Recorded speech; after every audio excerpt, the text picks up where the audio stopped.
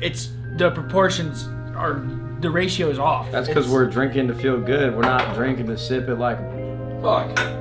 Butter. Cheers to that one, bro. Hey everybody. We live?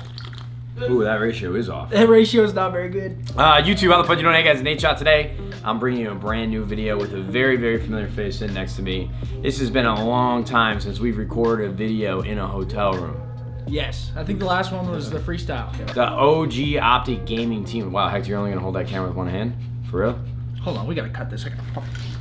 We've had a great time hanging out in Vegas, but I decided that I'm gonna use Seth for all he's got and throw him in a YouTube video. This is actually the first time that I've talked about this on my YouTube channel, and I thought this was the perfect way to introduce it. But 100 Thieves, my esports organization, we have officially entered Call of Duty. I spent the last 2 months of my life with a couple other team members at 100 Thieves really putting this roster together, because as soon as Call of Duty Champs was over at the end of August, I was on the phone with every GM, with every team owner, with every player trying to see how do we put this roster together, who can we go and get. So I'm really proud to announce, and you guys obviously have probably saw this on social media, we signed Pharaoh, Slasher, Kenny, Octane, Slasher, Enable. Bang, I know my team. Who better to tell you guys about our team, the good, the bad, the ugly, the beautiful, whatever the case may be, than somebody who's still competing to this day. So I want you to go through my roster, and I want you to tell me the good and the bad. I want you to tell me what you think. You can be as candid as you like. I'm probably only gonna say nice things. Kenny, best sub of last year, not arguable. I'm pretty sure everyone will agree with that, so that's a good start. So the best submachine gun in the game? Yes, last year. Last year? Yes. So he is the best submachine gun yes. in the game? Yes, absolutely. right now. Is he better than you? I mean, yeah. Based off last year, yeah. What type of fire is that? He's better than me until the first event, and then we see who's better then. Then you went and picked up his two teammates, Enable and Pharaoh. Pharaoh was probably the rookie of the year. Rookie of the year. Last year. Pretty much the best new player to start playing competitive Call of Duty. His first year. Don't be putting words in his mouth, man. Come on, Seth. No, his first year, I don't even know who else was a rookie, but I mean, I think it's pretty unanimous that Pharaoh was the rookie of the year. Tell me a little bit about Enable. I've teamed with Enable before, and he's probably one of the best teammates I've teamed with. In terms of out of game, in game, skill wise, like he's just an all around great teammate. So it's just gonna keep the vibes right. Enable's great vibes. Great vibes. And you need that. Everyone will say that. Vibes are very important. You want to be friends with your teammates in and out of game, and then he also brings his skill in game. So he's just a good teammate to have. He's been competing for a very long time in Halo, so he can bring that veteranship over to Call of Duty. I think a lot of people underestimate role players. Like, role players are so important. You can't have an all-star lineup that everybody is like the best Slayer or, you know, the most aggressive players, because there's too many cooks. You need a Cap, you need a Damon, you need Enable, you need someone like that. You need Matt. Yeah, there you go. Throwing your little plug. Man. You do need somebody like that. All right, so we got Kenny, best SMG of World War II. We got Pharaoh, rookie of the year. We got Enable, an incredible teammate, a fantastic role player, a champion on both Halo and Call of Duty. See, let's round out the rest of the roster. This is where it gets fishy, because you have two main ARs. That was our problem last year. So we have Octane and Slasher, right? Those are the last two players. Two of the top three ARs, arguably, over the past 3-4 years. Yeah, so Slasher came over from Rise Nation, we considered to be probably in the last couple years, last 3 years, consistently the best AR. Not true. Well, that's what everyone tells me, that he's been better than formal. That's not true. That's not true, man. Well, if we're just going strictly off results. Look, like this is your video, man, so if you want to say that he was better than formal. I think formal's disgusting. If I could have had formal on the team, I would have. Slasher was an easy number 2, in my opinion. And then we have Sam, a.k.a. Octane, who was, in my opinion, the third best AR the past 2, 3 years, 4 years. So we have 2 of the 3 best ARs on our team. Now, yes, but the role clash. See, in my opinion, and we don't know the meta. You know this. So you know this probably better than me.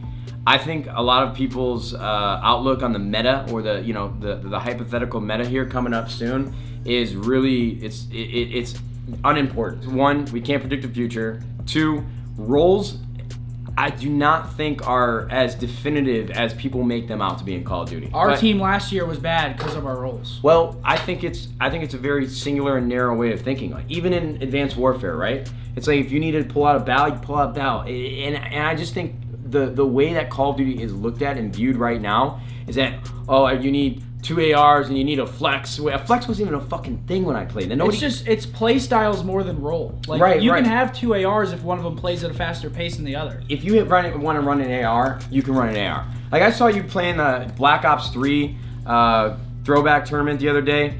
Everybody on the other team was running 4 ARs, and you wouldn't put the Kuda down.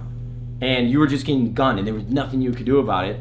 And it's just, I was just thinking to myself, Seth, just pull on an AR. You're going to shit on all these guys. But that's not how it was played back in the day. Exactly, so. but there's just it's, in my opinion, it's not like League of Legends where roles are very, very specific and you have to play a certain way. Call of Duty, it doesn't have that much depth. There's an AR that has a little bit more range and a sub where you play a little bit quicker. So I just don't think that players should be constrained, especially the game that's not even been released yet. When we were building the team, we were able to get Pharaoh and Kenny right away. I don't think anybody, for some reason, approached TK or Kozlov just wanted to work with us and be a good dude.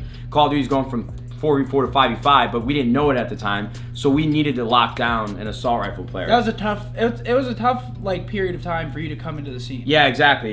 And so when we signed Octane, we thought to ourselves, all right, there's a world where we could get Slasher and maybe Formal, but Octane's incredible. He's available. He's somebody that we can add to the roster right now.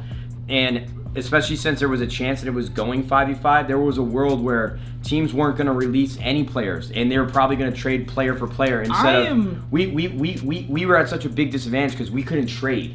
We only had money, assets. We only had cash to trade for. So we were worried that nobody was going to deal with us. So if there was a world where you get Octane, absolutely pull the trigger. I'm actually shocked that players have got out as easy as everyone has. All of Rise just dissolved. We worked pretty closely with Rise for weeks and weeks and weeks. TK dissolved too. Either way, I was very surprised too. It was a stressful time for us though, right? We signed Octane, Pharaoh, and Kenny, and then there was pretty much a 3-week period where nobody was making moves, right? No teams would deal any players because they wanted to know if it was going to be 5v5 or not. And obviously we were waiting on Karma to make his decision, and that was going to be a big shift in momentum in how these transactions went down. Off season really starts to kick off as soon as they announce it's going to be 5v5. That's when we sign Enable, and then Slash becomes available. We go and get him, and that rounds out our roster. So just to run this back, Slasher, Octane, 2 of the best ARs in Call of Duty. Pharaoh, one of the best S&D players, Rookie of the Year. Enable, incredible in-game leader, champion on multiple FPS titles across console. And then we have Kenny, the best SMG from last year. So in my opinion, I think we did a pretty good job of rounding out this roster and putting together a team that can contend. Oh yeah, no, you guys are definitely a contender. Out of the teams that have been announced, I think it's us and you guys right now on paper, like who should be the best teams. So 100 Thieves, our first season of Call of Duty, we jump in, and in a matter of 2 months, we form a top 3 team on paper. Money talks, bro. My guy. Money talks. Thanks for watching the video, guys. Be sure to leave a like. Nah, we got to get his opinion on our team. So we have Scump, Crim6, Karma, the OGs from Optic Gaming coming back. And I think that core 3 can win any tournament at any given time. I've said this on many occasions that I think you are the best player that I've ever teamed with, talent and skill-wise.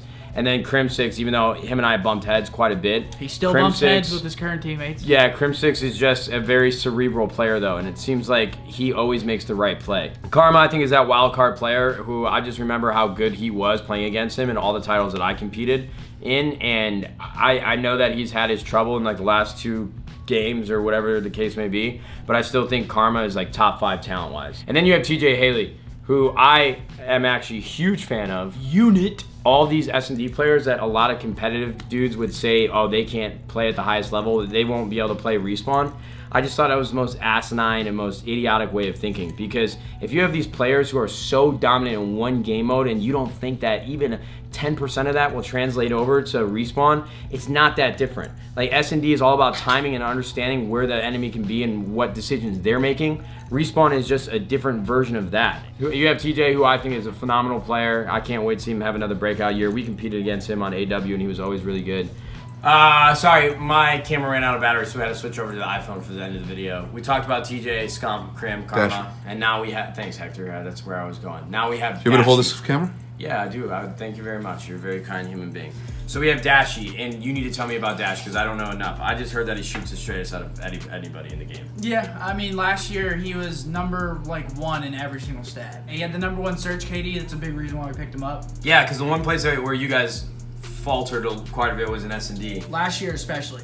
Would you say that we've been on the decline in S&D since you left the team? Absolutely. No, IW we were disgusting in search. Well, IW you literally just hit a lane okay, all but push. Still. So now, in my opinion, you've got 3 of the best 10 players of all time easily on your team in Respawn and S&D, and now you have 2 of the 5 best S&D players in the game. So you guys have really rounded out your team to be lethal, to be very scary in every single That's the game biggest word. We rounded ourselves out. Yes. We're not top heavy anymore with Respawn. Yeah, you guys. You know who's top heavy? Me. To close out this video, I just want to go ahead and say that 100 Thieves will be better than Optic Gaming this year. You guys fucking suck. Okay. Seth is trash. Can't play the game no more. 100 Thieves. We're going to the top. I'm trying to start a rivalry. There's already a rivalry. I'm trying to start a rivalry. There's Resident Sleeper over there. Is this not working? Did I use that right? Is this thing on? Resident Sleep. No, I think Optic and 100 Thieves easily have the 2 best teams in Call of Duty now and should. Boys in blue. Team Envy? Ace, baby. That's a rivalry. That's the good, juicy stuff right there. Ace is a rival. Envy. Ace has only got us a chance. Optic. Doesn't matter, baby. Still a good storyline. Apathy's nasty. Assault's nasty. Apathy is nasty. Ace is average. Always has been. I should have pushed him back. No, I actually think Ace is really good. But they won't be better than 100 Thieves or Optic. I think Envy's team is actually going to be really inconsistent. Either way, thanks for taking the time to make the video. Oh, that one stung me. There's going to be some good comp. I know who FaZe is picking up. Do you know? I know who FaZe is picking up as well. Jack. Yep. All right, round it up. My hands. All right, close out the video, man. My arms are Hey, thank you guys for watching. I hope you guys enjoyed seeing the Puo back in action. Back on the YouTube. Oh man, I forgot about that. The Puo, yep. Yeah, thank you guys for watching. I hope you guys enjoyed. If we sounded like drunk idiots, it's probably because we're not, dude. This is my first drink. What are you talking about? We're on the sauce. But thank you guys for watching. Leave a like. I don't really know how to do this YouTube shit anymore, so. Dude, remember that time when I beat Formal on Detroit 1v1 ARs? Dude, sucks. Superior AR. Big facts. YouTube, we'll see you fucking later.